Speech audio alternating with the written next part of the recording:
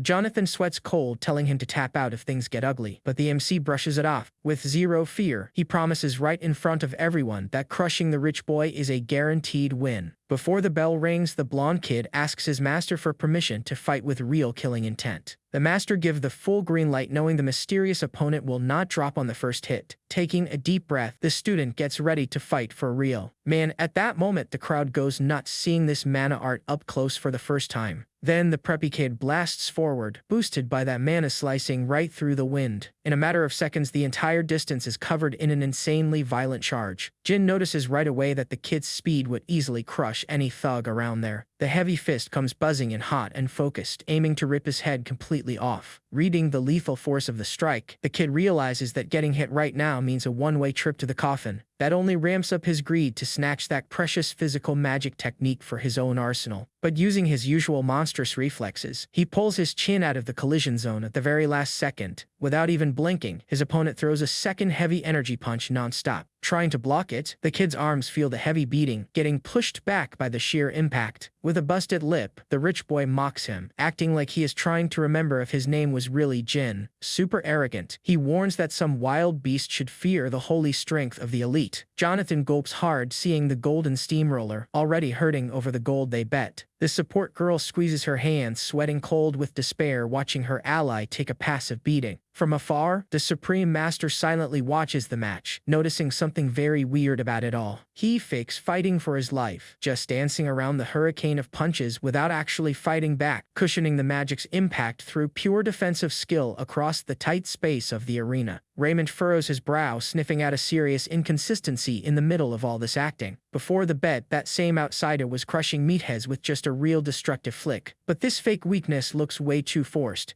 and the master suspects a trap is waiting up ahead. Ignoring the mind games, the apprentice roars out, blinded by the hunger to put this win on his record. A punch of pure aura, the brat pulls power even from his soul to deliver the final checkmate. That bizarre move tears through the glowing air, ready to completely pulverize his defenseless opponent. And that is when the tables turn. Our MC just slides to the side, dodging the strike into thin air. The captain freaks out, yelling that the rookie took holy magic straight to the chest. Jonathan is left speechless, trying to understand what kind of absurd strength that was. With just a few light scratches on his arm, Jin wraps up the testing phase in his mind. Right then, the certainty hits. He already weighed and measured every ounce of the daddy's boy's power. Flashing a sadistic little smile, the MC wonders if he should test the playboy's toughness now. In a charge that tears through the wind, he sinks his clenched fist right into his gut. The punch was so brutal that the blonde kid gasps for air, folding in pain in the middle of the arena. From afar, the master goes into shock, seeing that a pure punch caused all that damage. Right there, he realizes the total humiliation, and it hits him that the mercenary was not even looking for an opening. On the contrary, he was just enjoying the brawl and having fun with the poor guy. Judging the damage, the kid figures the body magic kept the rich boy from dying. Even staggering, the boy tries to act tough, telling him to bring it on. Cracking his knuckles, Jin takes a breath, mocking how many punches he can still take. But before anything else, the preppy kid's boss invades the arena and stops the fight. Immediately, the officer declares that the victory goes to the smasher. To pay up the dirty deal, the old man agrees to hand over the technique, if the humiliation stops right there. A bit grumpy about the quick cut, the kid resents not having crushed the playboy a little more. But looking on the bright side, the bait paid off and the master plan worked out perfectly. The crowd goes wild, screaming his war name like the biggest idol in the camp. In some fancy corner of the capital, a mansion witnesses one of the worst scenes. The millionaire heirs of the Golden Wolf family devour everything in total desperation. Derek and Cedric scarf down food like pigs in the worst kind of anxiety attack. Worried about the slow transport, the younger one curses out their trashy escort. Shuing, the older one, complains that empty promises are the bread and butter of that trash guild. Feeling his own flesh melting, Cedric suffers, thinking he will not make it there alive. With no way out, the brother states that praying for their bodies not to explode is the only goal. With that, something dark throbs inside him like a cursed cancer made of dirty magic. The scene shifts and Raymond starts the tutorial warning that mana is like a magic muscle. The trick is to overload your brute strength to turn a kick or a blade into a cannon. At first there is no mystery, but mastering it turns a beginner into a living bulldozer. The guy keeps it real, saying that even a noob move, if done right, splits the sea and cracks asphalt. Putting on a show, he brings the sword down, making the pressure shatter the ground and rip out roots. Holding the pose, the blade shines while the dust settles and chills take over the camp. Kissing up to his master, the apprentice claps at the show, calling him a living legend. As a massive fanboy, he does not stop praising the guy until he gets a sharp tell to shut up. Quiet but obedient, he nods and tells the master not to lose focus on the training. Seeing that heavy light, Jin remembers that the giant wolf shines in a similar way. That puts a bug in his ear and he realizes that stuff was way too advanced of a power, except the doubt hits if that general could not also tear a mountain apart with a pure punch without it. Interrupting the daydream, the old man demands full attention on the explanation and the kid obeys. He starts explaining that during a heavy flex, the veins pop under the skin. That exact millisecond of max pressure is the chance to trap the wind of the mana. Up to there, the fury is identical to the bread and butter the blonde already went over at the start. And that is when everything changes, pulling the strength. A blue aura bursts from the kid's body. Shocked, Jin feels an ocean of energy rising and cannot even believe where all this came from. Breathing lightly, he detects the support's gentle essence running in his own veins. Immediately that fire grows, shifting to dark purple in a scary whirlwind. The master warns him to burn that at a safe pace, forcing his physique as a drain. Man, at this moment the general freezes, feeling the pure evil sweating out of the boy. The bizarre stuff coats the blade right away, turning iron into living purgation. Frying his brain over how a rookie pulled out an advanced aura so fast, real fear hits the master. What gives the holy man nightmares is the rotten color wrapping around the MC's weapon. Since mana is a reflection of the soul itself, the purple energy screams of a dark heart. Sweating cold, the guy stares the kid down, wanting to decipher what kind of hell exists inside him. Flashing a lethal smile, he tests the sword, smoking with living poison. Ready for the test. With fury in his chest, he tears through the air, making the concentrated power escape in a single slash. Every strike he delivers shows just how destructive this energy really is. The blade shining with that purple mana, while our MC flexes even harder. Critiquing his own technique, the kid finds the energy cost kind of useless at first. On the other hand, he thinks it is way too awesome and counts the hours to grind skeletons in real life. The scene focuses on the marching caravan pulled by absurdly ugly giant turtles. The mage comes over, jaw-dropped at his talent, but he hands the whole trophy right to Claire. But soon the MC gets to it, demanding to know about the massive dose of power passed on there. Completely shocked, the priestess blushes, stuttering about that unforgettable event. She spills the talk, pretending it was just a little treat for saving the group on the other mission. The MC's mind does not even buy the kindness, but the extra gas was excellent for the old man's training. Up ahead, the old guy mocks, seeing the silly joy and the complete lack of self-awareness from the outsider. Behind the horse, the annoying student pouts, telling him to kiss the ground for the elite's lesson. Rolling his eyes, Jin cannot stand the crying from the arena loser begging for crumbs there. This was perfect for the boredom, already setting up the circus to catch fire and burn the blonde's ego. By pure luck, the general breaks his tough act by slapping the back of the mount. The scare is heavy and the animal gets pissed off trying to buck the annoying guy right off its back. In the shock, the playboy goes flying and tumbling into the dirt and the old man says to ignore his guard dog. Suddenly, the mood sours and the knight throws a heavy insult backward, leaving the MC blind to the beef. In general panic, the heir's leadership throws a fit at the buffet, flipping all the tables to the floor. The kid questions the sudden panic, but the military authority swears it is all completely normal. He justifies the tantrum, saying that screaming at an empty stomach is the law for the filthy rich bosses. The excuse that the brothers drown their sorrow in food does not really seem to stick. Raymond says this spoiled nobility just drains the energy of anyone serving their crazy whims. Except to Jin, the tantrum feels way too dark and his intuition screams to get out of the firing line. In his sinister math, whenever the food bowl vanished from the Glittons, a gruesome vibe in the air went up by the exact same amount inside the fancy wagon. Nobody saw this coming. One of the kids suffers a mutation, turning into a slimy blob. The red alert goes off in the kid's head, noticing there is something weird right there. In a moment of surprise, he realizes that something is going down. A demonic roar tears through the convoy's peace, sending everything flying. The nasty beast throws the convoy right to the edge of destruction. The disaster hits the max when a lackey roars that the giant turtle is having a lethal freakout. Raymond goes into shock without understanding what was happening. Yelling for the lieutenant to act fast, the preppy kid answers on the trigger, ready for death right there. Without messing around, the captain draws his sword and gets ready for what lies ahead. Jumping into the brawl, he warns to slice up even the crazy mount if necessary. The people confirms the deadly message without batting an eye. On the transport shell, some ugly spikes pierce right through the boss's cabin. With its teeth and tongues all tangled up, the abomination screams in the tone of true total destruction. Shaking, Claire screams, confirming an abomination, and he hears that confusing term. To clear things up, she reveals that this beast is a human rotted by the devil's cursed karma. The kid's blood freezes, noticing the true terror of what the dirty energy actually does there. And before the MC can move, the army hits the field sharp on their silver blades without any delay. In a colossal leap, the captain takes the lead on the attack. Using the holy fire cut technique, the old man unleashes a destructive wave. Wasting no time, he already yells for a student to attack with him. The kid takes a breath and charges furiously to catch the beast on the flank. That charge strike lands dead on, causing absurd damage. Joining forces, the beast turns into ground meat and drops to the dirt. That is when things get serious. The slime pieces start sticking back together. Desperate, the master cannot even believe the beast has pure regeneration. The beast comes back fully intact with a killer look, freezing the student in pure shock. Grinding his teeth in anger,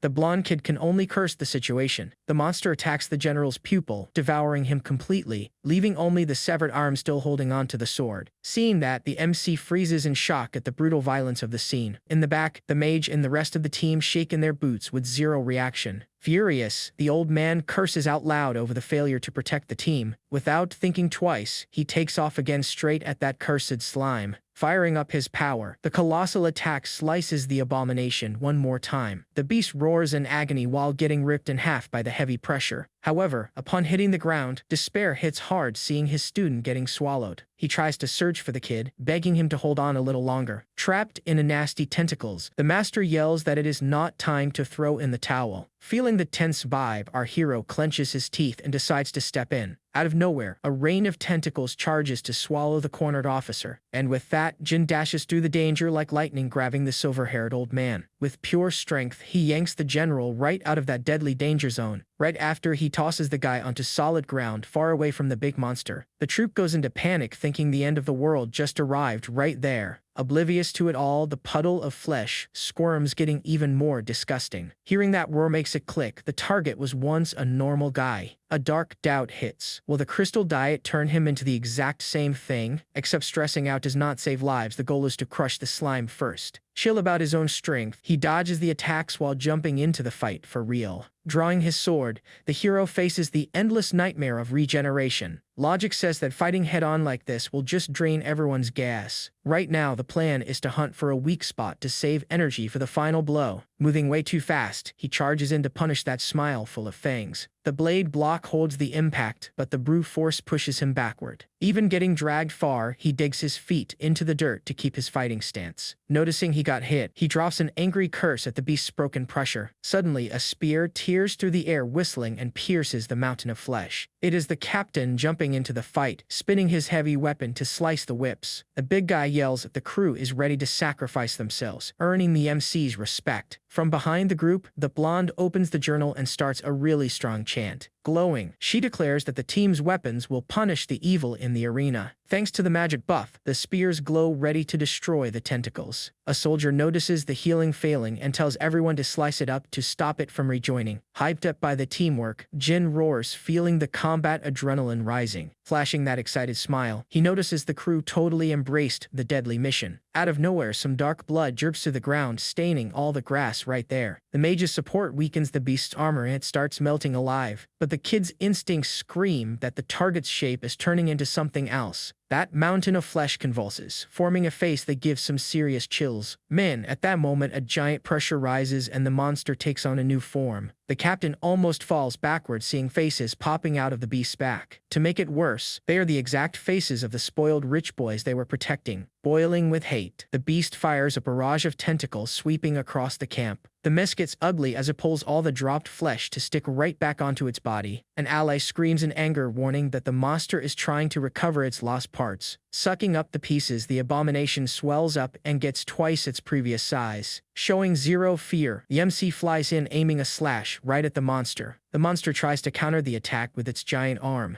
The strike throws the MC backward. One of the monster's faces roars and preps a brand new attack. Our MC manages to block the attack perfectly with his sword. Landing on the dirt, he slides backward, creating a nice big safe zone. The leader checks on the kid, who warns the team not to let their guard down. Asking what to do, the captain hears from Jin that the tactic is to just keep slicing, push to the limit. The flesh vanishes, revealing the core that is the heart of the healing. Calming everyone down, the old man says the troop has completely memorized the dizzy target's moves. With that confident smile back on, the kid approves of the clear arena. It becomes crystal clear that nobody will judge the kid for using mana arts without holding back now. Bathing his steel in a nasty purple, he blasts off, announcing that the party has started. The heavy blade shreds the beast's loose tentacles in an absolutely unreadable combo. Going into total fury, the kid slices up the target's body at an absurd speed. In despair, the abomination screams while the MC orders everyone to stop its healing. Taking heavy damage to the face, the creature's eyes cannot even track the brutal beatdown. Under this rain of rapid slashes, nothing is left intact on its twisted face. The grand finale tears the creature's mouth from side to side, shutting it up for good. With the target completely defenseless, he raises his sword one more time, aiming right for the core. His cold stare declares the absolute end, guaranteeing everyone that the war is finally over. Going all out, he crushes the core and the nightmare slips away, turning into purple dust. Further back, the captain and the troop gasp for air, almost passing out from raw exhaustion. The support girl and the battered general sigh in relief after dodging the worst kind of death. The core split in two, drops to the ground as the leftovers of this whole demonic mess. Those blue crystals roll across the grass, slowly losing their cursed glow. Finally, the whole squad lets out a massive victory cheer. Jin turns to the troop, raising his hand, praising the crew's blind bravery. Except the piece is super short-lived and he glares, scanning the edges of the woods. Walking in silence, he crouches right next to the mysterious essences dropped on the dirt. Right then, a goon comes yelling with absolute joy that the arrogant pupil made it out alive. Hidden deep in the dark forest, a veiled spy watches the camp's celebration. Frustrated by the failure, she curses the genetic flaws of the rich guy's pathetic sons. Holding back tears of rage, the villain refuses to accept the trash those test subjects turned into. But the morning ends super fast, seeing the outsiders scoop up the pure energy from the ground. The kid pockets more of the crystals, putting a huge bug in her ear. Feeling something, he glances back, leaving the enemy shaking with fear in the shadows. Hours later, in the dead of night, the MC was chilling near the heat of the campfire. Pulling a vibrant core out of the bag, he inspects every single detail of that pure power. With zero fear of dying, he bites into the poisonous thing, sucking the overload straight into his veins. The hit from the karma strikes deep, and he squints hard to handle the bizarre shock. Out of nowhere, the vision hacks his mind, projecting a guy trapped deep in the dark. Soon the kid realizes he's seeing someone else's memory. In the vision, the veiled woman blames the guy's father's incompetence for his own death, and the villain warns that, to stay alive, he needs to prove his worth. Tied up, the rich guy struggles while hearing taunts about being special. She holds up a suspicious flask, ready to test the prisoner's worth. With that, the stranger force-feeds the potion, spreading dark marks. The scream of pain echoes while his body changes. Back in the real world, Jin grits his teeth, feeling the hit to his mind. Brutal nausea attacks the kid's stomach right away. He runs off to get away from the camp. There is no avoiding it. The MC ends up throwing up everything in the bushes. Catching his breath, he remembers that swallowing these cores can give extra powers, except the price is high, bringing visions and some really heavy side effects. Now, wiping his face, he realizes the vision was of the client's sons. It seems that bizarre flask was loaded with cursed karma energy. That raises a major suspicion in his head. Could that mysterious figure be a dark priestess? But Claire shows up, killing the mood, warning that the team needs to leave. Looking at her partner, the support girl finds the cold sweat on his face weird. Worried, the girl asks straight up if he has been chewing on more raw cores. Jin even thinks about coming clean, but explaining this madness would be too much work. To avoid drama, he plays it off and says everything is fine, keeping the secret. Deep in the background, the villain spies on the two disappearing down the road. The veil drops, revealing an expression full of doubts. Walking calmly, the kid keeps lying to the mage, and the enemy does not take her eyes off his back, full of suspicion. Minutes later, the MC catches up to the captain and the knight to chat. The villain finds it bizarre that a core eater hangs out with the guys from the order. Smirking, she admits the kid caught her attention. The mystery remains if, in the future, these two will help each other or throw down. Hours later, the squad surrounds a grave marked by a sword. Nobody says a word, paying respects to the kid who fell in the last battle. The Holy Knight leads a heartfelt prayer to the God of Harmony. With a firm voice, he praises his students' giant courage and pure heart. Getting emotional, Raymond asks that the sacrifice not be forgotten. On the other side, the MC mourns the loss of such a young rival. But out of nowhere, the old man snaps his neck in shock. Widening his eyes, he points up, not believing what he is seeing. That majestic beast appears right on top of a huge rock. The so-called Red Wolf stares at the group from the top of the cliff, looking imposing. Shaken, the warrior drops to his knees, giving thanks to the heavens. Not understanding, Jin questions the show and hears that it is divine comfort. Ignoring the wolf's lazy yawn, the veteran explains the holy legend. For the order, this beast's visit is the very embrace of the morning god. Except the kid cuts the delusion short by calling the beast a stray dog, frustrating the old man. Jin snaps his fingers right then and calls the pet bluntly to prove the truth. Using his intimidating glare, he orders the beast to get down from there right away. Man, at that moment the wolf gets such a huge scare it even freezes. Without stalling, the creature jumps from the wall, slicing through the wind. The smooth landing in front of the team leaves the warrior with his jaw on the floor. Stuttering, he does not understand how a kid tamed an unreachable monster. Super chill, the MC says the beast stuck to him after losing a fight. That casualness breaks the knight's mind, freezing his thoughts. In silence, he turns his head, trying to process the absurdity. With that, the huge beast sits quietly next to the grave with a sword. Getting his posture back, Raymond turns to the kid with a special request. The veteran asks if he would be down to name the majestic big wolf Rex. Since the beast is sacred, calling it a stray is an absurd insult to them. Add to that the fallen pupil's will to hunt monsters which cannot die. Honoring the apprentice, he remembers the kid fought until his very last breath. This heavy legacy could now live on in the claws of the new animal companion. Our boy processes the idea, reflecting on carrying the legacy of his fallen rival. Turning to the pet, he asks straight up if the beast accepts the new title. And when you know it, the big guy shakes his head, actually liking the idea. With that crazy confirmation, the main guy gives the final verdict. Deal closed. The name is now Rex, and the veteran sighs in relief. However, the dry footsteps of a cane cut the peaceful moment right there. The knight turns tense, not understanding the surprise visit in the middle of their mourning. Flanked by two monks, a legend appears that shocks the veteran. Soon, the kid catches on to the importance of all that authority showing up in the area. Bo is simply the greatest living legend in the entire Third Pioneer City. All the mercenaries drop their guard and line up out of respect for the old man. Getting closer, the whole troop shows the old guy's absurd level of respect. Respectfully, Raymond gives his greetings and welcomes the big shot. The leader regrets arriving at a sad time, but is soon asked for the reason. Straight to the point, he warns he came to hunt for answers about the client's tragic end. Startled, the knight raises his hand asking to pause the conversation. In the warrior's head, that useless suspicion about the troop was already dead. Our MC swallows the surprise, realizing the guards always take the blame in these cases. Demanding respect, Raymond puts his foot down on the proof, and the old man guarantees they worked. But there is a dark detail that does not add up in the whole story. Nobody explained yet how normal rich guys turned into monsters of pure negative karma. That is when it gets serious. The little old man locks eyes on the kid smelling darkness. Staring into the MC's soul, he throws the venomous question in the air. That chills the kid's spine, terrified of the old man's insane radar. The unspoken accusation weighs heavily that the hero might be an infiltrated villain. In a deadly silence, the two keep testing each other right there. Shortly after, things really heat up at the famous Vritra Arena in the third city. Crowds of curious people surround the stone ring, locking the exit. Keeping the pressure on, the leader points out that warriors like this are born famous. Except Jin popped out of the shadows, clashing with legends and crushing everything in his path. Bizarre facts cross his path right on this exact cursed mission. Defying logic, the old man throws the blame right into the MC's lap without mercy. Deep down, the kid understands that overpowered outsiders always scare people. Even so, he puts his foot down, warning that throwing hands does not prove any innocence. Stepping in, Raymond warns that the kid is beat up from the last slaughter. The boss still tries to argue, but the old man just gives a mocking laugh, asking, "So what?" With his arms crossed, he pressures their minds about running from the local law. Outraged, the knight thinks the leader's stubbornness is a really bad joke. Jin racks his brain trying to get out of this trap without having to beat up the old man. To make it worse, beating up an old man would look super bad. Reading the kid's mind, the old guy asks if his age is the problem, and exuding an absurd power, the veteran warns that he needs no pity. Way too fast, the old guy charges in with monstrous strength. He makes sure to remind him that the title of Elder was earned through brute force, with no crying. The kid can barely keep up with the insane speed of the attack. Showing no mercy, the master readies a heavy strike. That brutal impact hits the MC dead on.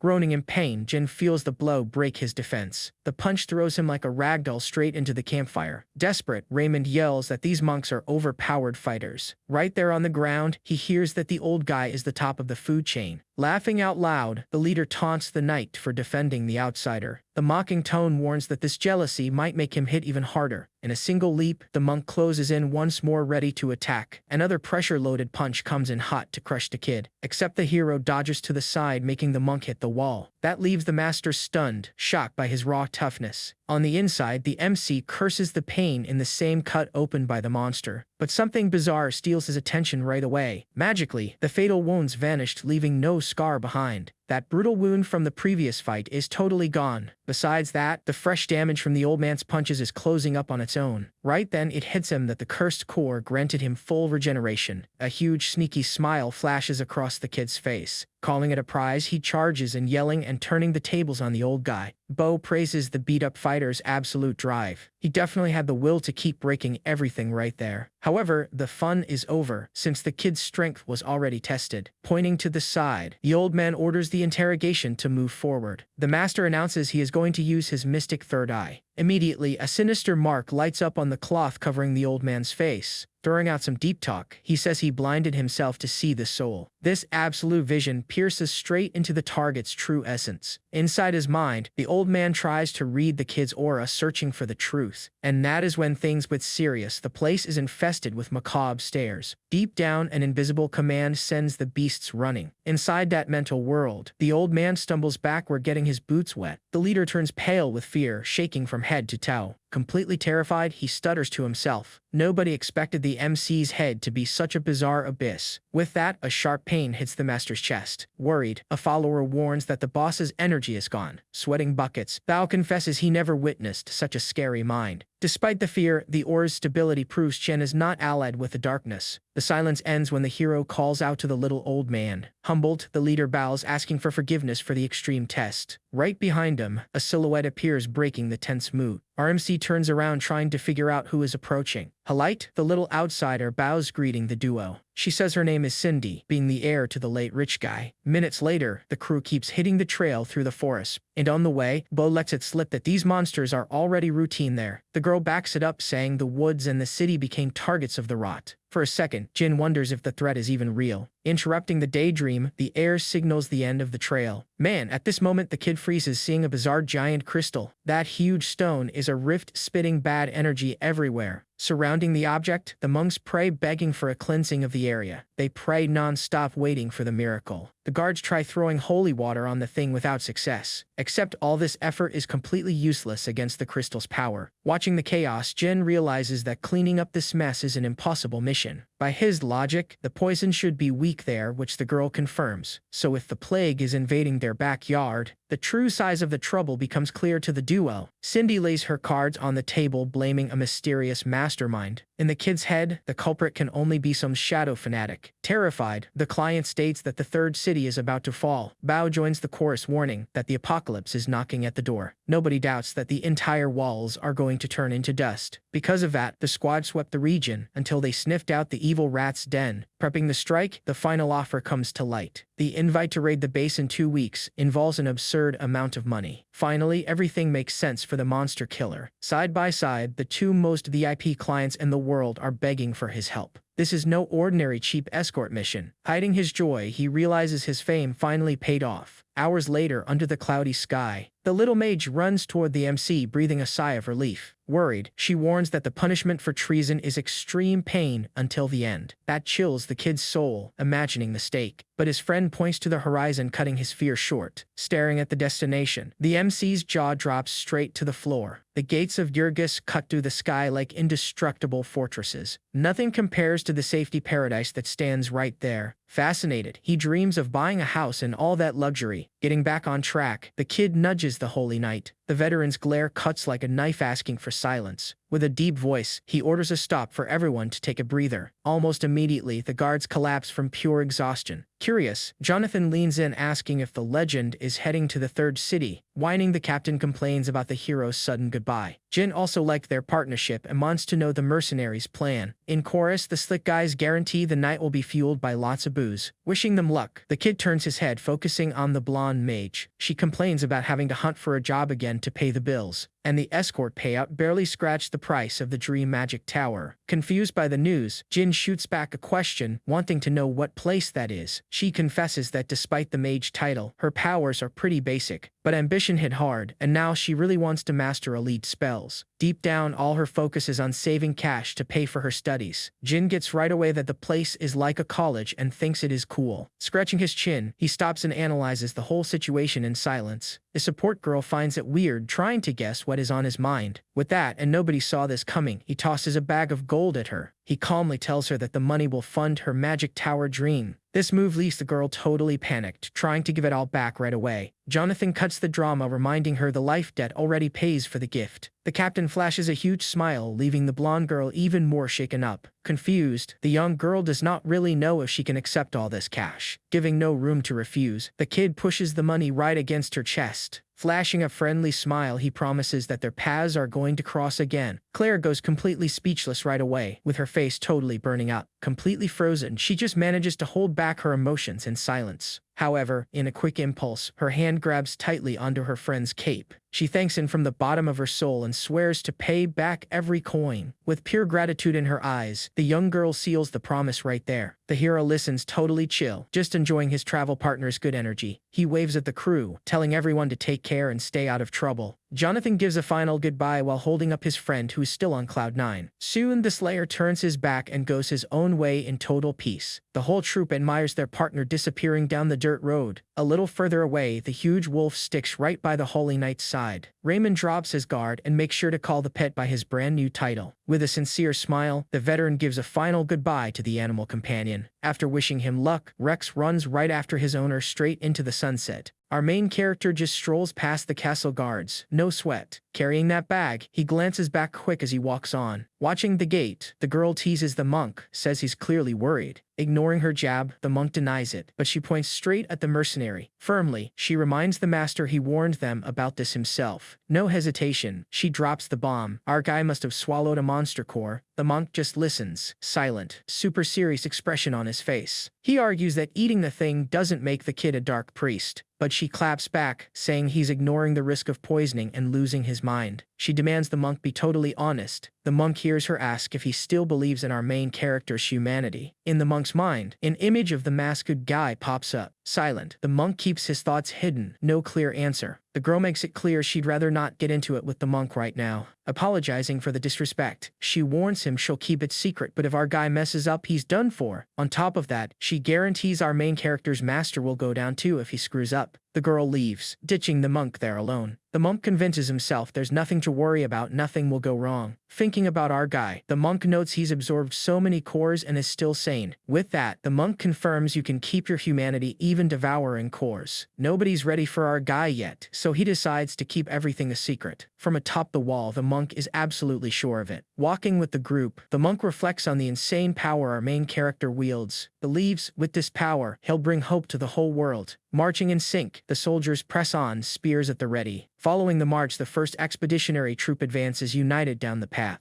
One soldier comments that life has its time for peace and the right moment to fight. Just then, spears clash overhead, a metallic clang. Meanwhile, the recruit says they just handed him a spear and told him to follow. Hitting hard, the spear tip digs straight into the dirt ground. Heart in his throat, he says they just told him to annihilate evil with faith. Suddenly, our main character smashes his own forehead with a rock, cutting it open instantly. Nobody gets it, and the guards freeze, shocked by our guy's craziness. The rock clatters to the ground, right near the guy's foot. While the soldier questions the madness, our main character mutters 596. Healing in a blink, he finishes the count at 600. In a flash, the skin closes, and the wound completely vanishes. Wiping the wound, our guy explains absorbing so many cores sped up his healing. With a sinister grin, he reveals that fracture healed in just 2 days. Pumped, our guy's already planning his next moves with that mischievous smile. Thinking about how much his arm could take, he decides he needs to test it in a fight. Then, a soldier makes fun of our main character's nickname, asking if he smashes his forehead. Awkwardly, the kid scratches his head and apologizes for scaring the recruit. Roland shows up with a confident smile, saying he needs to test something now. Roland comments he likes geniuses like him, since brilliant minds are pretty chaotic. Confused by that, our guy hears Roland confirm he's an incredible prodigy. Changing the subject, our main character ignores the compliment and asks what their plan is. Excited, Roland blurts out that our guy's impatience just proves he's a prodigy. Roland explains the group's heading to the northern forest, clearing rifts along the way. Observing that mountainous terrain, the commander warns that even with a 10-day deadline, the battle's duration is a total unknown. But our main character finds that weird, asking if 10 days isn't too long for a forest that doesn't seem that big. Roland praises our main character's insight and admits that deep down that deadline does seem exaggerated. Trembling violently, the ground suddenly splits open as something moves underneath. Leaping straight from the ground, a bizarre creature attacks. While Roland explains the cores made these monsters' territory grow too much. Desperate, one of the guards screams for the chief while our main character just watches everything with impressive calm. Roland draws his sword in a super fast move, and that's where the fight really begins. With a precise move, Roland slices the monster in half. Roland warns that, since these monsters live deep in the demon realm, 10 days is too little time to deal with them in the sunlight. Cracks appear, revealing more creatures are coming for the group. Soldiers run with their spears and, man, the alarm shout warns the ambush has truly begun. Leaping straight from the earth, a bizarre creature lets out a shrill noise. The beast charges fast, hitting one of the guards head-on. Identifying the leech rats, our main character is startled and wonders if they always had this tunneling ability. Roland shouts, ordering everyone to protect the rear, since turning your back on these creatures is signing your own death warrant. Desperate, the recruits advance with their spears to contain the beast's advance and prevent the worst. Quickly, Roland draws his sword and goes after something right behind our main character. Roland warns our main character he better be super careful now. Eyes wide, Roland sees the imminent danger. Surrounded on all sides, our main character is attacked by a horde of these beasts leaping at him all at once. Man, what a struggle. The creatures cling to the kid's body and try to drag him to the ground at all costs. Look at the danger. Our main character stays calm and doesn't back down one bit. Desperate, Roland reaches out and asks if the kid's lost his mind. Ignoring the warning, our main character charges and plunges the blade into the monster's neck with all his strength. Without hesitation, our main character rips the core from the beast directly with his mouth. The creature falls backward, letting out a yelp of pain. With a maniacal gleam in his eyes, the kid figures out devouring these cores can give him new abilities, so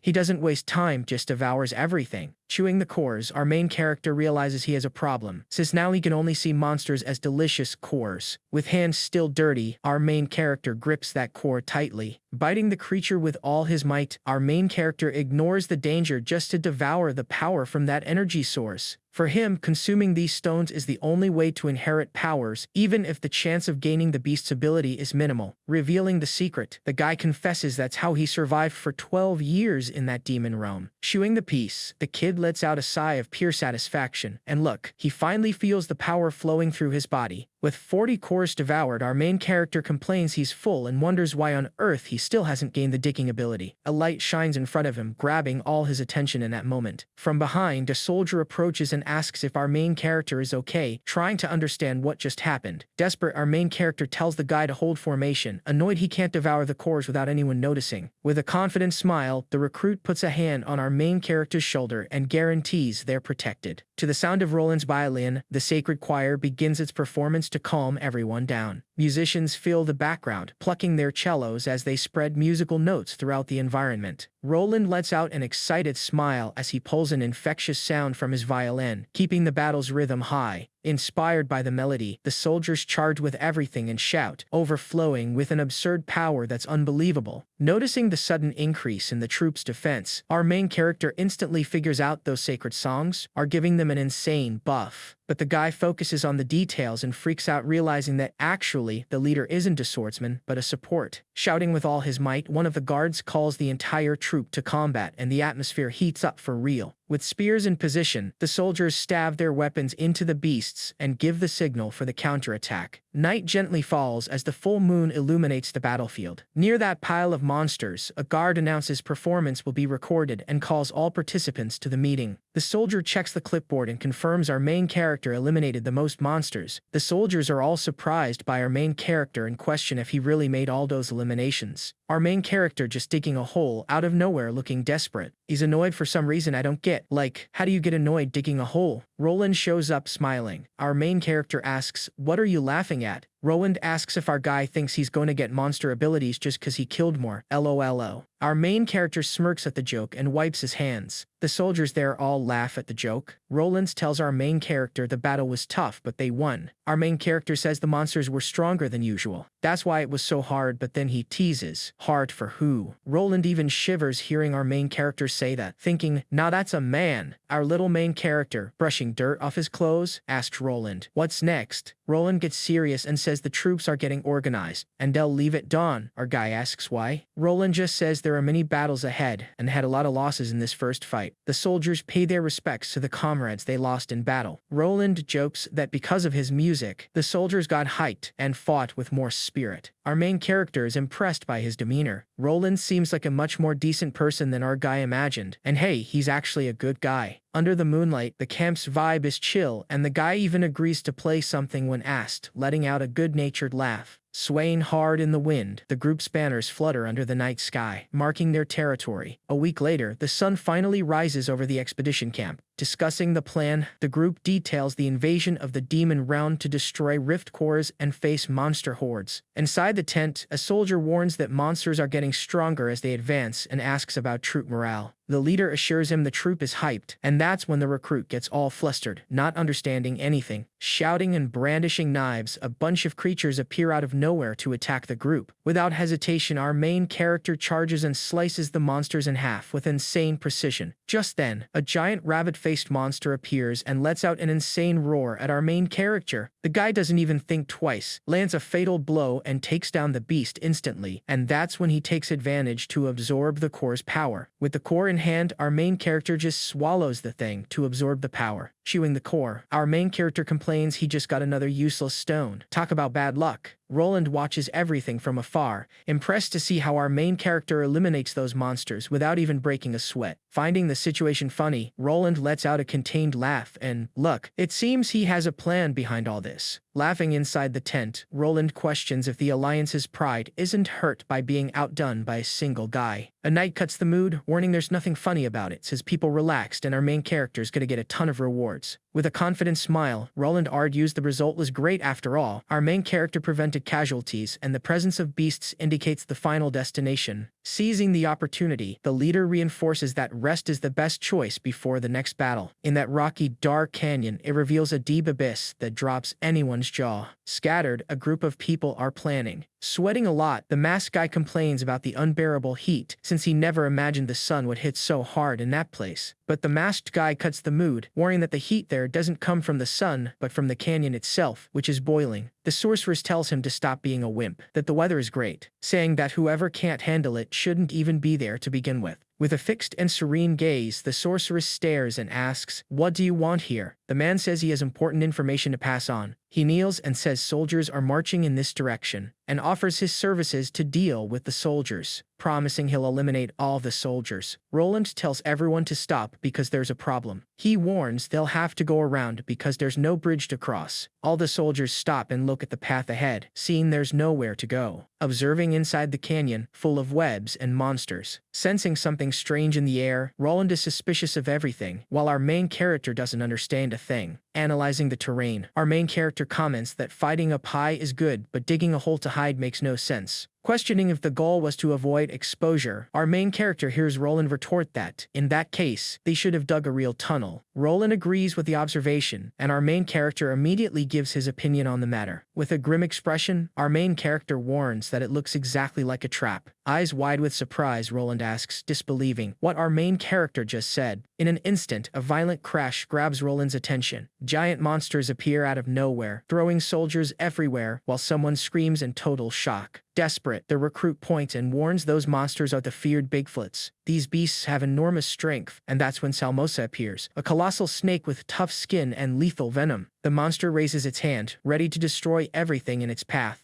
A giant hand destroys the stone ground and firmly grips the surface. And, man, the damage is real. With brute force, the monster grabs the edge of the canyon, and look at the impact that causes. Throwing guards high into the air, the creature shows all its destructive power as it advances. With no ground beneath their feet, the men plummet into the abyss and scream in terror. Webs grab the recruits in mid-air. One of the spiders snags the guard with its web, and the guy curses right away, outraged by the danger. Advancing without mercy, the creature charges at the man, who lets out a scream of pure despair in the face of this nightmare. Roland immediately orders them to focus on the Bigfoots because people are falling into the abyss, and the situation just got way more complicated. While chaos takes over, our main character stays calm and just observes what's happening. Smiling, our main character faces the enemy and provokes it to combat, showing he's not intimidated at all. Pressing the ground with full force, the giant opens an enormous crater. Looking up, our main character faces the giant monster with a snake wrapped around its body. With a precise leap backward, our main character dodges the brutal blow just in time, and man, he barely avoided getting hit. Completely in shock, one of the soldiers' eyes widen at that chaotic scene. Desperate, Roland shouts our main character's name. That one's the strongest of the pack, sporting a sinister serpent on its arm. With a smirk, our main character confirms the info is accurate and prepares for what's coming. Charging forward, the monster advances with everything, but our main character warns him he's the creature's true opponent. To avoid falling, our main character plunges his sword directly into the stone wall. Propelling himself with force, our main character speeds through the canyon, defying gravity. Firmly planting his boot with full force on the rock, our main character gains momentum for the next jump. Focused, our main character analyzes the battlefield, ready to anticipate the monster's next move. Using its web as a whip, the beast charges at our main character against the wall. Dodging the impact that shatters the rocks, our main character realizes the monster is using the terrain to its advantage. Look at that trickery. Realizing the creature's absurd strength and close combat, our guy understands this duel is far from easy. Plus, it spits a super dangerous jet of venom to try and catch our main character by surprise. Smiling, our main character decides he's going to absorb every single one of those valuable abilities for himself. With an insane smile on his face, our main character faces the enemy and warns that the creature looks absolutely delicious. Pushing his body against the wall, our main character charges full speed at the monster. Our main character cuts through the air, lunging with his blade ready for impact. To his bad luck, the blade ends up hitting the beast's super tough skin,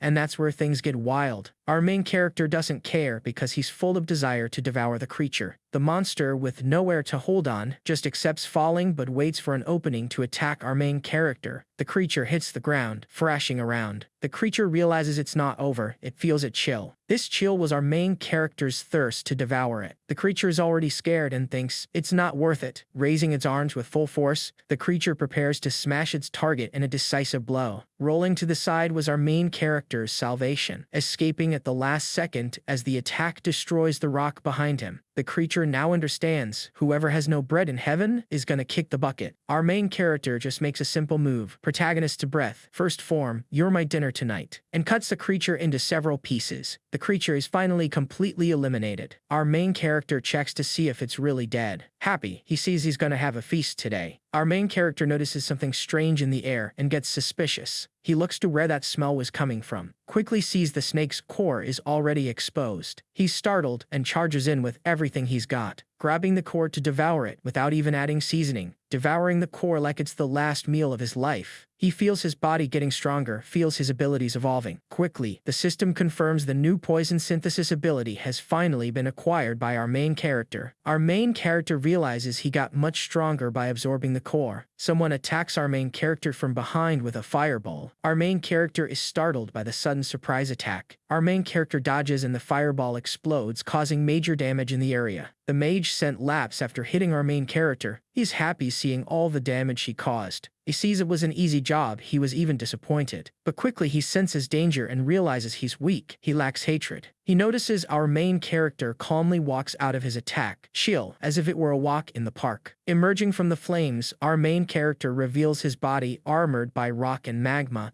stopping to reflect on what just happened. Our main character, with his healing ability and fire resistance, walks out calmly. The mage trembling like a leaf, realizing the attack didn't do much. Our main character, after analyzing what happened to his body and realizing he took no damage, analyzing the effect, our main character figures it wasn't exactly what he wanted, but this new ability seems pretty useful for blocking heavy attacks. Suddenly, a giant fireball flies towards him. Without hesitation, our main character grabs the blade's hilt with all his strength to counterattack, swinging the weapon with everything. Our main character creates a brutal shockwave that cuts the flames in half. With a fixed and serious gaze, our main character warns that the fight hasn't even truly begun. Eyes wide, the opponent is in shock and asks how our main character managed to block his attack twice in a row. Charging like a maniac with the blade, our main character makes the mage wonder if he's that guy who devours monster cores for power. Lowering his head, the opponent decides that if that's the case, it's time to take this seriously. With the sudden movement, the opponent releases several giant legs from his back and warns that now the battle is gonna get serious, impacting the creature's legs with everything. Sliding across the stone ground after the impact, our main character feels the force of the blow and gets pushed back. Carefully analyzing the scene, our main character is impressed by what he sees now. Observing the opponent, our main character instantly figures out he got this power by devouring a spider's core. With a sinister glint in his eye, the spider priest confesses he could barely wait for this duel and thinks the way our main character appeared is incredible. Smiling insanely, the spider priest says he's so grateful he's practically crying. Hanging by webs, several bizarre spiders descend from the ceiling as the spider priest opens his arms, and man, look what happens. Startled, our main character realizes the spider priest isn't alone and the danger is much greater than he imagined. In a flash, the beasts shoot fire and lethal poison directly at our main character. Raising his sword, our main character blocks the poison. Pushed by the force of the impact, our main character concludes, impressed, that the firepower is absurd. A gigantic explosion of flames consumes everything around. Roland interrupts his violin solo and turns his face, totally scared by that explosion. Shouting our guy's name, the leader freezes with a look of total shock. Sliding across the stone ground, our main character cuts the earth with his blade and leaves a trail of incandescent fire behind him. The spider priest gives a wicked smile and even compliments our main character's resilience. Covered in rock armor, our main character withstands the impact and leaves the enemy perplexed, not even knowing if he can still be called human. The stone crust begins to crack and detaches from our main character's arm, revealing what's underneath. Analyzing the explosion, our main character figures the gas and fire cause absurd damage. With his guard up, our main character realizes he can't underestimate this guy at all, and that's where things get real. Leaping was everything. The spider priest uses his hind legs as propulsion to charge at our main character. Surprised by the speed, our main character can barely react to the sudden attack, letting out an insane smile. The spider priest says he wants to see something, and that's when the atmosphere gets sinister. Blocking the blow with his sword, our main character manages to hold back the advance of the sharp claws. Launching a sequence of quick blows, the spider priest wants to see how the kid handles himself in close combat. With a brutal impact coming from above, our main character blocks the attack with difficulty. Our main character's blade cuts the air in a decisive movement. Pushed by the impact, our main character recoils, feeling the pain, but stays firm so he doesn't fall. Our main character is surprised by the attack that came out of nowhere behind him. A gigantic explosion happens. Our main character, already worn out from the fight, feels that explosion did considerable damage to him. With that, he realizes there's only one thing to do in this situation. Without wasting time, our main character charges full speed at the enemy. Our main character, seeing the enemy, goes in with everything he has to attack, waiting for the right moments to make the attack. The priest, without wasting time, immediately sends his attack with his little legs. Our main character takes the attack head-on. He even threatens our main character, saying the Dark Order will hunt him to the ends of the earth if he dares to kill him. Yikes. The damage was so much that our main character ends up dropping his sword. The priest laughs at our main character's face, warning that this will be his end. The priest even says that every path he's walked so far ends here. Our main character, all pierced by the priest's attack, thinks about what he can do now. The priest then releases our main character's body. Our guy then kneels on the ground, all wounded. With a smile on his face, knowing he's already won, the priest starts mocking our main character. Our main character takes the moment to breathe, because he knows he'll heal in a short time. The priest already going crazy with happiness for having defeated our main character. Mocking, the spider priest warns that our main character's fate won't be any different, saying he was just lucky to be with the Alliance. With that, the priest gets a doubt looking at our main character. Our main character remembering memories he had with companions on his journey, remembering the advice the monk gave him. With an outstretched hand, the spider priest invites our main character to join him, claiming they are both in the same situation. Insane, the spider priest guarantees our main character can get stronger and achieve even greater power if he accepts the deal. Our main character tries to catch his breath while focusing on the enemy, and man, his physical exhaustion is surreal. With his face covered in battle dirt, our main character lets out a curse,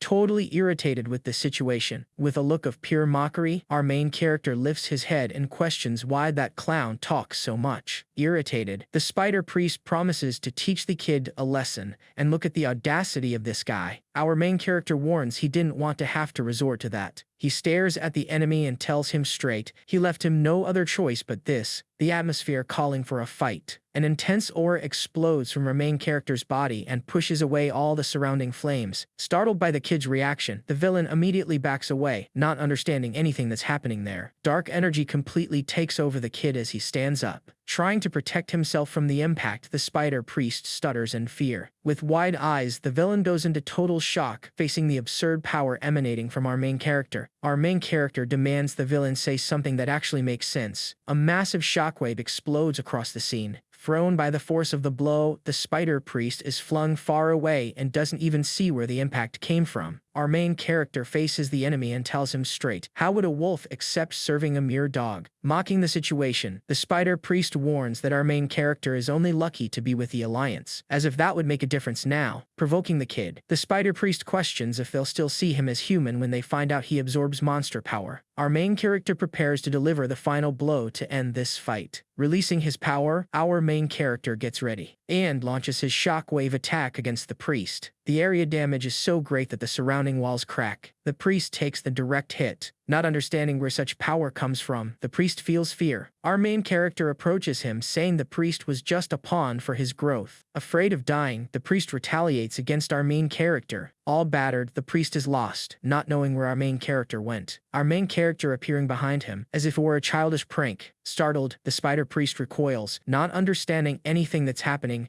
and that's when the tables turn. Our guy grabs one of the priest's legs with force, and rips it off with a single pull. and starts ripping them off one by one. The priest, desperate for having his legs torn off, throws himself to the ground trying to escape. The spider priest is thrown far away by the brute force of the attack. Desperate, the priest thinks how he could try to get out of there alive. Realizing the situation, the spider priest suggests a truce, claiming both consumed cores and could profit much more by working together. With his body covered in stone armor, our main character faces the villain from above and warns the only possible truce is for him to give information about the other priests. Our main character shows he's not playing around and faces the enemy with a deadly gaze. Desperate, the spider priest questions the reason for so much cruelty, since both use the same power and our main character will end up being rejected by humans. Coldly, our main character responds that the enemy's lament doesn't answer his question at all. Sweating cold, the spider priest stutters, begging for mercy and promising to do anything our main character commands. Without any hesitation, our main character warns he only has one chance to get out of this alive. The villain still tries to curse the kid while being completely consumed by dark energy. An absurd explosion of dark energy completely engulfs the spider priest. With the stone armor shattering, the remnants of that protection fall from our main character's back and reveal that the combat has finally reached its limit. While the last pieces of that rock armor finally come loose, our main character wipes blood from his mouth and tries to catch his breath after so much effort. With a failing voice, our main character grumbles that this fight is way too exhausting. Thinking about it, he knew using this power would be costly since the toll on his body is absurd. Without any energy left, he collapses to the ground and raises a huge cloud of dust. Immobile in the center of the crater, our main character completely passes out amidst all that destruction. Desperate, our main character fights against the darkness that insists on closing his eyes. After all, he knows he can't pass out there no matter what. In the darkness, our main character feels a strange presence approaching. Roland and his soldiers rappel down the canyon, arriving just in time on the battlefield. Roland and his soldiers descend from the ropes, finally reaching the bottom of the canyon to turn the tide. As soon as he touches the ground, Roland runs to our main character with a look of total concern. Worried about the situation, Roland approaches our main character and asks what happened there. Roland looks at our main character fallen in the cave and asks what kind of battle he fought. Third pioneering city. In a room, our guy sleeps. Then he opens his eyes and wakes up. He stands up and lets out a sigh. Looking at his own hand, our little main character wonders if he survived. Just then, a maid opens the door and is startled to see him conscious, leaving the guy confused. She runs down the hallway and shouts that the mercenary woke up. Then Roland bursts to the entrance and celebrates that Jin is back to his senses. Our main character asks what happened, and Roland responds that he was out cold for 3 whole days. Our main character is surprised to have been out for 3 days even with the new regeneration, notes the heavy side effect and asks if the expedition is over. Roland confirms, saying they took care of most of the rift cores around and that casualties were minimal. Smiling, Roland thanks him, stating all this was thanks to our guy. Then our little main character asks for a generous reward to compensate and thinks he'll never get tired of the feeling of being recognized. Just then, a man in glasses bursts through the door, leaving his friend confused. Introduces himself as a member of the Order Alliance and says he wants to take his statement about the mission. Accompanied by 2 guards, the guy asks for maximum details about what kind of opponent he faced and how the fight went. Our main character finds the approach strange and questions the reason for that interrogation. The officer explains they need to keep records, but the battlefield was too chaotic. Then, he reveals the team simply couldn't believe that was a fight between a human and a monster. Our main character asks if he's still under suspicion and finds it annoying to have so much trouble for a happy ending. He gulps, realizes the situation and thinks about what lie he's going to invent now. Just then, an elder enters the room, says he'll handle it personally, and leaves the guy in glasses surprised. The suited man calls the newcomer by his respectful title, and immediately questions what he means by solving everything alone. But the old man loses patience and tells the guy to get out of there right away. Startled, the man agrees, backs away, and our guy just watches the confusion. Observing the open sky, the two finally are alone in the room. Our little main character thanks him for the help, says he was afraid of being misunderstood right after waking up, but deep down he knows the old man has been very interested in him since their first meeting. The elder asks our guy not to worry about anything, and says he decided to trust him no matter what form he takes. Then the old man pulls a monster core from his clothes, leaving our main character confused, not understanding what it is. But soon the young man is startled to recognize the item. He immediately realizes it's a monster core. The old man explains the thing came from the body of the dark priest the kid had killed, and confesses he kept the item a secret for some reason. Soon he passes the core into our little main character's hands, and says he felt he would want the object. Already recovered, our main character thinks about changing his style. He cuts his hair, Soon after, he puts on a dark glove on his hand. Already with the new armor, the elder compliments, saying the outfit fit very well, and our main character asks, surprised, if the old man can see. Then the young man notices the piece goes beyond comfort and feels the fabric seems to be one with his own body. Then he adjusts his shoulder and thinks if he knew it was so good, he would have made custom clothes from the beginning. But the old man laughs, asking the guy not to be satisfied just by trying it on, since the true value of the item isn't comfort, leaving the hero confused. Suddenly a strong light shines and our little main character looks back startled. Without warning, the elder charges and throws a punch towards our main character. The impact of the hand hits the defense full on and makes our main character let out a groan of pain. Startled, he indignantly asks if the old man had the nerve to punch someone who spent 3 days in a coma. Then our main character's eyes widen in surprise and he asks to wait a bit, noticing a detail. Then he comments that he can barely feel anything and the elder explains that the piece is a relic. The monk explains the armor is a super expensive and rare magic relic. The elder details that the piece weighs like beast hide but has powerful defense, comparable to a metal plate. Our main character feels the fabric, thinks it's good, and asks if things like that aren't pricey. Then the old man confirms it's hard to get, no matter how much gold you have. Just then, a girl appears with a chest and announces the mission reward is a total of 2,400 coins. The wooden box opens, revealing a strong glow with a pile of bars and riches. Shocked, our guy repeats the amount and questions if they're sure they can give him that much money. Then the old man justifies that the young man deserved it for hunting so many monsters and helping deal with a rift core in the Dark Priest,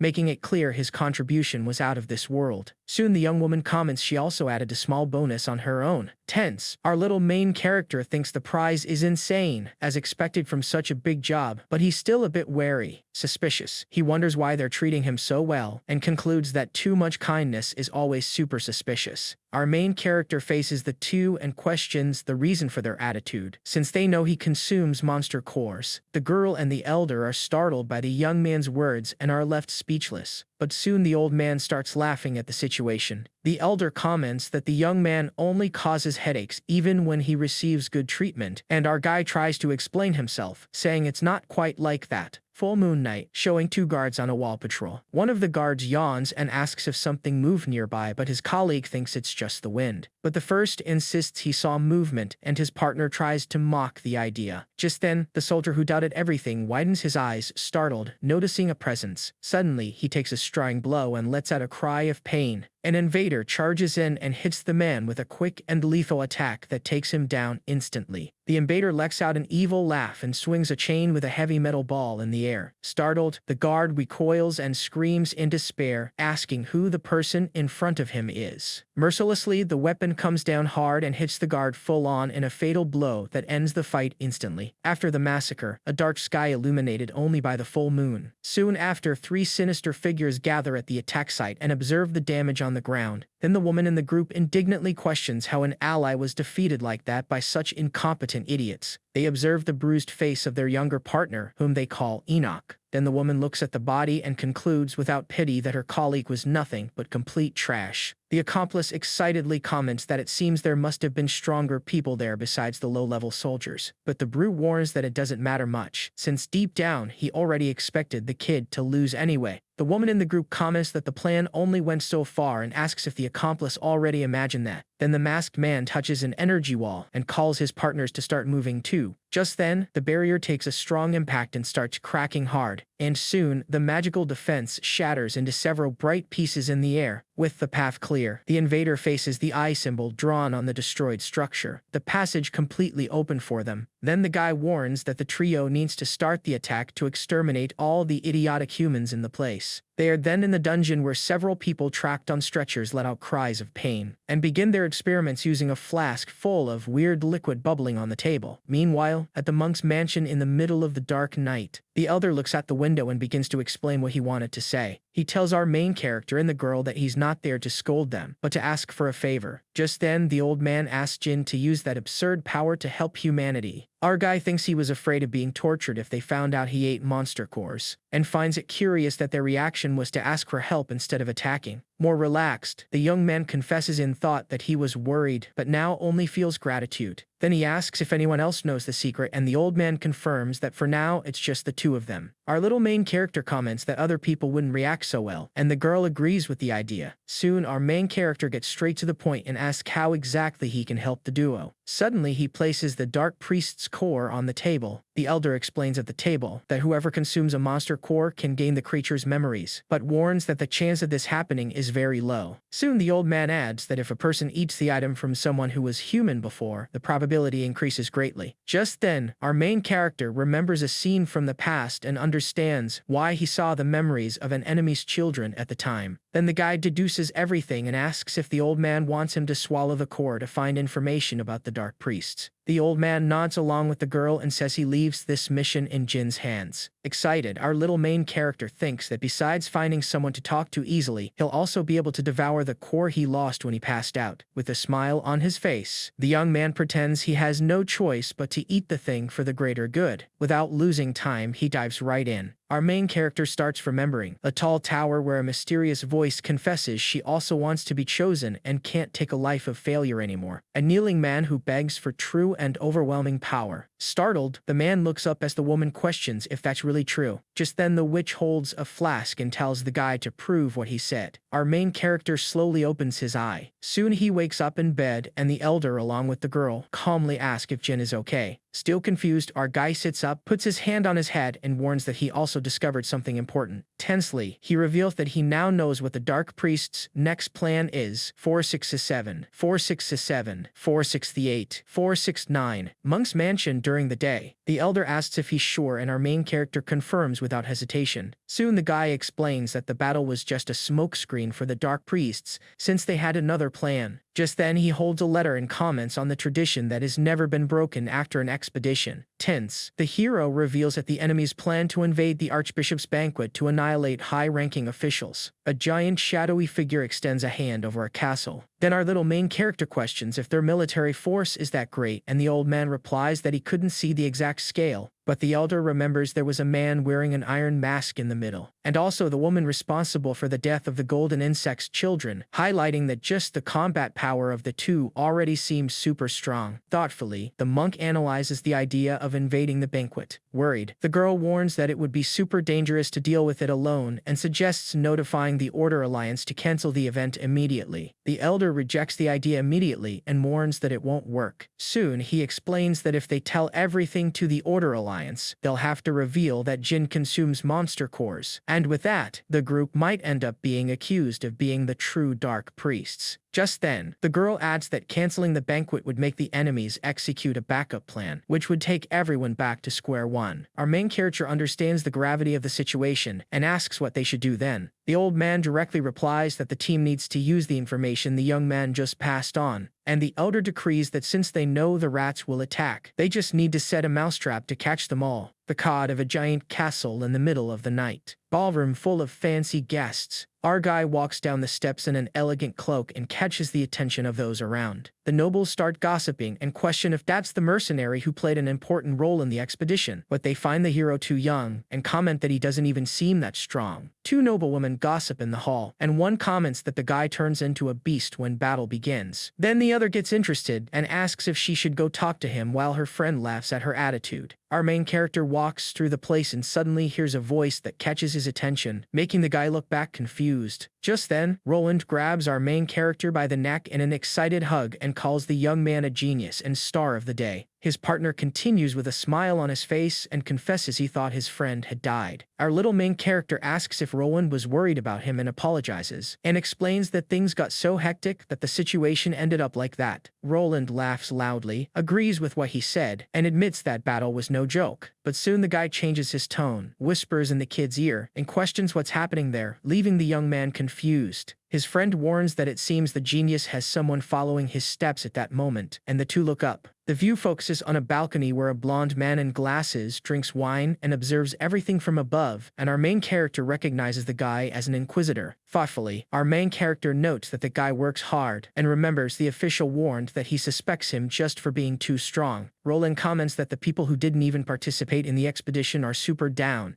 and apologizes as a fellow member of the Order Alliance. He then asks our main character not to get too upset about the situation, and warns that the fact that the kid fought for many people doesn't change at all. Just then, our little main character thanks his friend a lot for his words while the door opens and a bell rings in the place. Then a voice announces that the Archbishop has just arrived and catches their attention. Two men descending a giant staircase to the hall. Archbishop Conrad. The guests greet the religious leader and he asks if everyone is enjoying the banquet. The old man smiles and explains that the party is for all of them, so he would be very grateful if everyone had a great time. Suddenly, Raikiro glances and notices the monk's presence right behind him. The elder remains silent and maintains a very serious expression on his face. Our main character notices that the banquet's atmosphere has reached its peak and thinks this is the signal, so he decides he needs to prepare quickly. Outside the castle at night, surrounded by shadowy figures. Without wasting time, the hooded invaders advance quickly and jump towards the event location. Inside, a guard runs to the hall in despair and warns the Archbishop that they have a problem. Confused, the religious leader asks what the guy means by that, and the soldier stutters, not knowing how to explain properly. But soon the knight shouts that a giant swarm of abominations has just appeared at the city's north entrance. Shocked by the news, the old man's eyes widen and he's totally speechless. Just then, the castle's wooden door suffers several violent impacts from outside, and suddenly the defense gives way and a horde of bizarre monsters invades the place all at once. The people in the hall panic and a man screams, startled, and asks if the abominations have invaded the place. Just then, our main character turns his face with a very serious expression and focuses on the confusion. A memory of the mission's preparation at the table where the girl warns that no matter the size of the surprise attack, it would be impossible for the enemies to fight against all the knights at the banquet. Then, the elder explains to our guy that in this case, the invaders only have one move, which is to cause a disturbance in some district of the city. The old man adds that this will force the troops to separate and create a perfect opening to attack the ballroom. The Archbishop screams desperately and orders the guards to do everything to stop the monsters, even if they need to remove the troops from there. In the memory, the old man warns that preventing this is the most important part, and our little main character agrees, but remembers he has no authority to command the soldiers at the religious leader's party. Soon, the girl takes a sip of tea, asks how they're going to solve the problem, and calmly states that she'll handle it herself. With a sharp gaze, the young woman decides to act before the warriors are influenced by the number of rivals. A castle tower at night, with a bright flash of fire on the balcony. A voice warns that the team just needs to blow up the ballroom first. A giant explosion destroys part of the castle and throws debris everywhere. Inside, the ceiling suddenly collapses and a man screams, startled. In the midst of the panic, a woman questions if the enemies have already arrived, and a knight orders the troop to protect the officials immediately. Just then, a hooded figure appears on the roof. Our main character celebrates the plan's success and notes with relief that the guards didn't abandon their defensive posts. 3 invaders jumping across the city's rooftops at night, but the trio suddenly stops and looks confused at the explosion in the castle. And the big guy in the mask questions if that attack was part of their plan. With a smile on her face, the witch deduces everything and asks, surprised, if the targets discovered the invasion. Just then, our main character firmly grips the hilt of his sword. Soon he draws his weapon all at once in the middle of the hall. With blood in his eyes, the kid warns that it's time to catch the rats. From the rooftop, the trio of invaders observes the castle in flames far away. Just then, the witch deduces that the targets were already expecting the attack and her partner questions if there's a traitor among them. Then the big guy in the mask warns that either way the operation ends there and tells the team to retreat to plan the next step. Frustrated, the accomplice shouts that he was finally excited to fight after a long time,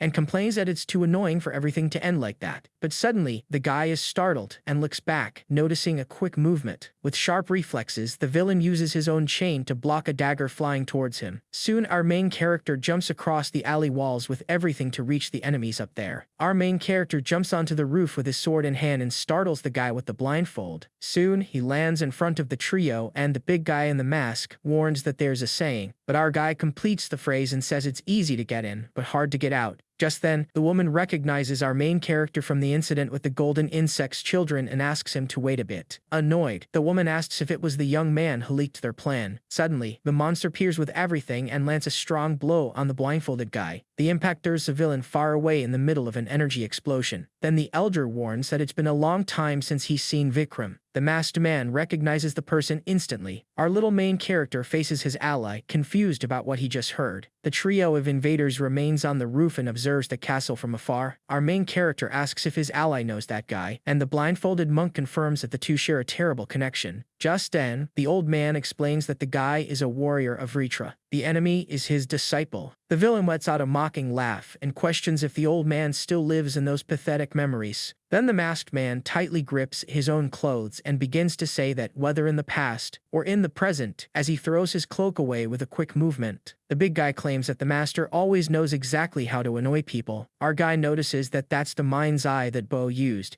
and comments that he didn't realize it at first, but now he can feel the mana of the technique. 570. The monk calls our main character's name in the middle of the confusion. Soon the elder warns that he leaves the other two enemies in the kid's hands. Just then, the masked villain charges with everything at the old man, who prepares for the impact. Then the big guy throws a fire-covered punch, but the old man blocks the attack instantly. The clash of blows creates a giant explosion of energy that throws debris everywhere. Excited, the guy with the chain shouts that that was exactly what he wanted, while the woman warns that she's going to test the duo's capacity. With a sharp gaze, the hooded woman prepares to act. Suddenly, the enemy's hands transform into monstrous and very sharp claws, and in a blink of an eye, the villain turns into a giant black beast and jumps to attack along with her partner. In the air, our little main character analyzes the transformation ability and the absurd strength of the rivals, and confesses that he would have been desperate if he had encountered the two unprepared. Our main character warns that everything is fine now since he discovered the rivals' abilities through Enoch's memories, but the kid remembers there's still a problem in the middle of all this. Just then, the vision focuses on the guy with glasses, and the young man grumbles about the heresy inquisitor. Then, our little main character jumps off the wall to dodge a giant mace and thinks he can't use the monster core powers in this fight. Soon a strong impact creates an energy explosion, and the hero confesses that this is definitely a limitation. But the swordsman deflects the heavy weapon with his blade and leaves the enemy shocked by the defense. Excited, the blonde-folded guy lets out a loud laugh at the situation, and then the villain shouts that there's a catch. Suddenly, the Black Panther charges with everything to attack. The beast tries to hit the target and warns that the young man won't be able to dodge the blow even if he predicts the attack. Our main character warns that the situation could be very problematic. Soon the guy gives a very excited smirk at the moment. Just then, the hero looks up and remembers that the feeling is exactly the same as when he was trapped in a nightmare 12 years ago. Then our little main character's eyes turn red and he states that a little training weight is even better. With a sinister smile on his face, the warrior confesses that it's been a long time since he truly felt like fighting. A giant impact on the ground that raises a lot of dust and debris. The clash of blows creates an explosion. Calmly, the elder notes that his rival still demands too much from his own body and points out that his habit of always seeking novelty instead of what he learned remains the same. Annoyed, the villain retorts that the master is very old-fashioned. But the old man catches the punch up close and responds directly that it's not stubbornness. The big masked guy elbows him hard and yells at the old man that that's called individuality. The impact of the blow creates a giant shockwave that throws the monk far away instantly. Just then, the elder slides across the rooftops while trying to regain his balance after the attack. With a serious expression, the old man repeats the word individuality and confesses he wanted to support his rival's path. Soon, the elder explains that a new path is always difficult, but warns that sometimes it can create miracles. The big guy and the master points out that the only problem in all that is that impatience and excessive greed ended up tainting that individuality. Facing the enemy under the moonlight, the elder warns that dirty tricks built on lies will crumble sooner or later. Suddenly, a golden symbol starts to glow in the air, and the monk tells his disciple to listen carefully. And in a blink of an eye, several other magical light symbols appear around them to prepare the next attack. The elder raises his hand surrounded by symbols and warns that this will be his final lesson for the disciple as he activates the all-seeing mind's eye technique. Surprised, the big masked guy notices the ability and comments that it's only possible after reaching the highest realm. Soon the villain admits that, as expected, the master had the right to speak as if he had already experienced everything in the world, and notes excitedly that the old man got stronger since they last saw each other. But the guy puts his hand on his face and retorts that that's exactly why the old man is useless. Just then, a giant fire vortex appears with a symbol in the middle, and the enemy states that unlike what the monk said in that world. Suddenly, the elder is startled, tense with the situation. Then the old man falls backward defeated, while his rival completes the phrase and reveals that a perfect lie becomes truth by using the same mind's eye technique. With a mocking smile on his face, the masked man faces his fallen master. Shocked, the old man sweats cold and desperately questions how the disciple can use that power,